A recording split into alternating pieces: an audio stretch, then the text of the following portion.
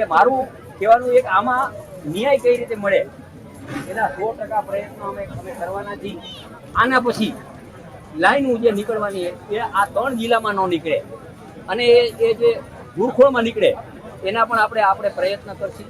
એસપીઆરે વાત કરી, બધી રીતે વાત કરી અને બેસી અમે હજી અહીંયા બધી વાત ન થાય એટલે બધું અમે પંચાયતો બેસી 5-10 આગેવાન અમે જ્યાં પણ જે કરવાનું હશે એ કરશી અને પછી અહીંથી પતે એટલે પછી ગાંધીનગરથી એમ લાગે નથી પતું દિલ્હી લઈ જઈશ કે આપણને બધાને ખેડૂતને ન્યાય મળે એવા અમારા બધાના પ્રયત્ન છે.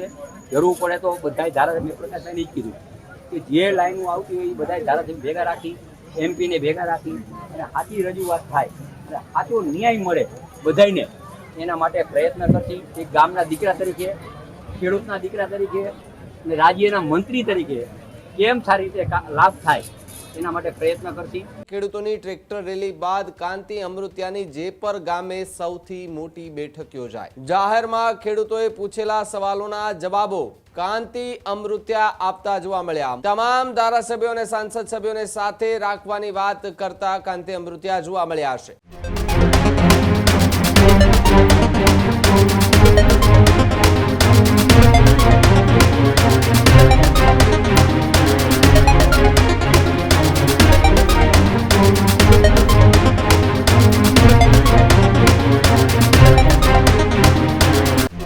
મોરબીના જેપરમાં જે રીતે દ્રશ્યો સામે આવ્યા હતા, જે બાદ હવે કાંતિ અમૃતિયા જે છે તેઓ પોતાના વતન મોરબી ખાતે પહોંચ્યા છે, જ્યાં વીજપોલના યોગ્ય વળતરની માંગ સાથે ખેડૂતોએ યાત્રા યોજી હતી. ખેડૂતોની ટ્રેક્ટર રેલી બાદ કાંતિ અમૃતિયાની જેપર ગામે સૌથી મોટી બેઠક યોજાઈ.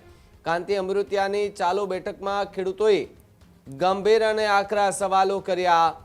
જાહેરમાં ખેડૂતોએ પૂછેલા સવાલોના જવાબો કાંતિ અમૃતિયા આપતા જોવા મળ્યા. મોરબી, ગાંધીનગર અને દિલ્હી સુધી જવાની તૈયારી છે તેવી વાત અમૃતિયાએ કરી.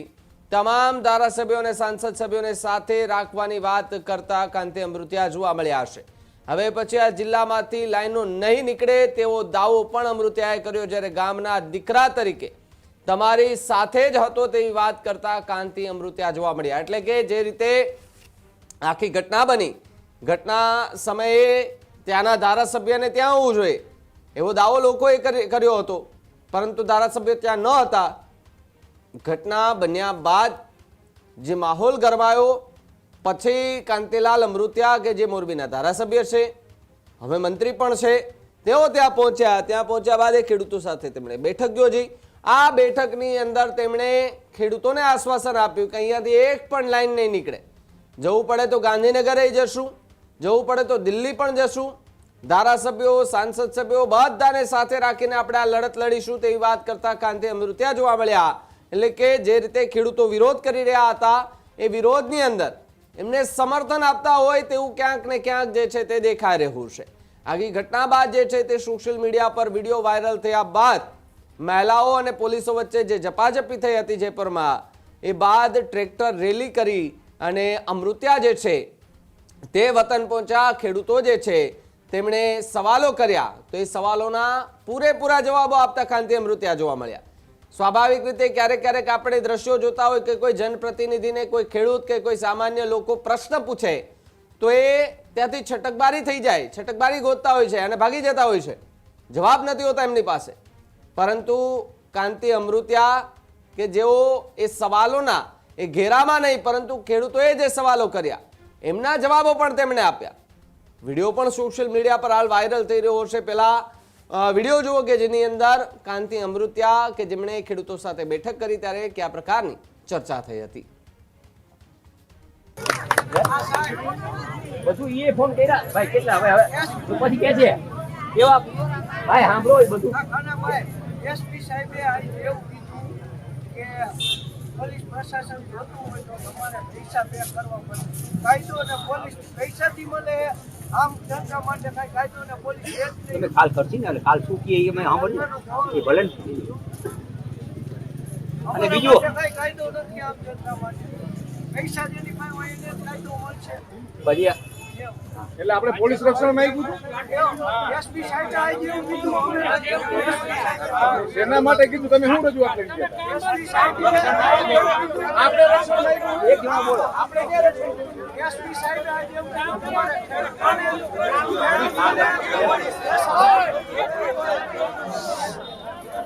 ભાઈ સાંભળો. ભાઈ બધાય બોલશો તો કેમ મેળ આવશે? એક વાત કરો ભાઈ, બધું થાય, શાંતિ રાખો. એના માટે તો અહીં આવ્યા. એક વાત કરો. એસપી સાહેબે આવી એવું કીધું તમને કીધું? ખેડૂતોને પોલીસ પ્રોટેક્શન નહીં, તમને કીધું? તમને હા અમારા ગામના ખેડૂતોને કયા ગામના? તમારા ગામ એટલે આપણું ગામ કે ને?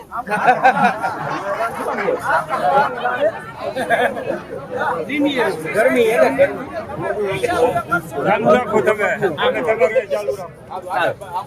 હવે પછી સાંભળો. પછી હવે વાત પૂરી કરી લેવા દો. પછી સાંભળો, હજી બે છીએ અમે, બે છીએ અને પછી બે પછી કોને કરીશું આના પછી બે પંચાયત ઉપર બે જ્યાં ફોન કરવાનો છે આપણે કરી 5 જણા 10 જણા તમે અમે 2-5 જણા બે બધું કરી. એટલે મારું કહેવાનું એક આમાં ન્યાય કઈ રીતે મળે એના 100% પ્રયત્નો અમે કરવાના છીએ. આના પછી લાઈન જે નીકળવાની એ આ 3 જિલ્લામાં ન નીકળે અને એ જે ગુરખોળમાં નીકળે એના પણ આપણે પ્રયત્ન કરશું.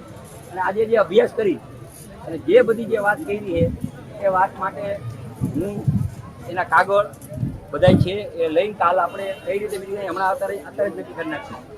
અહીંયા બેને જ નક્કી કરી, એસપીઆરે વાત કરી, બધી રીતે વાત કરી અને બે છીએ અમે. હજી અહીંયા બધી વાત ન થાય એટલે બધું અમે પંચાયત બે છીએ 5-10 આગેવાન અમે જ્યાં પણ જે કરવાનું હશે એ કરશી.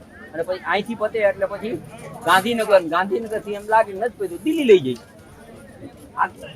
આ મારી તૈયારી છે મારી. પણ મને એટલો વિશ્વાસ છે કે આપણને બધાને ખેડૂતને ન્યાય મળે એવા અમારા બધાના પ્રયત્ન છે.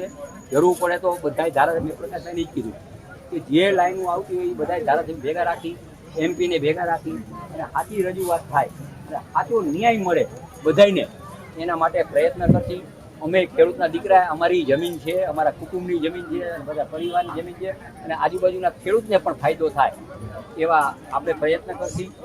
મને 3-4 દી બોમ્બઈ હતો, 2 દી આ હરિયુપટ્ટીમાં હતા. મેં આના માટે મિટિંગો અને કેના એ વાત ઘણા બધા હું વાતમાં કોન્ટેક્ટમાં હતો.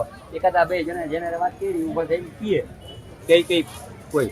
એટલે મારી પ્રયત્ન 100% એક ગામના દીકરા તરીકે, ખેડૂતના દીકરા તરીકે અને રાજ્યના મંત્રી તરીકે કેમ સારી રીતે લાભ થાય એના માટે પ્રયત્ન કરતી. હવે હું નહીં બોલી આપું સારી.